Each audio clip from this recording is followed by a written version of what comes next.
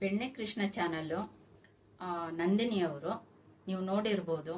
ಅವರು ಕೂಡ ಅರುಣ್ ಅವ್ರ ಬಗ್ಗೆ ತುಂಬಾನೇ ಯಾವಾಗಲೂ ಕೂಡ ತುಂಬಾ ಒಂದು ಅವ್ರ ನಂಬರ್ ಹೇಳ್ತಾ ಇರ್ತಾರೆ, ತುಂಬಾ ಹೆಲ್ಪ್ ಮಾಡ್ತಾರೆ ಅಂತಾನು ಕೂಡ ಹೇಳ್ತಾ ಇರ್ತಾರೆ.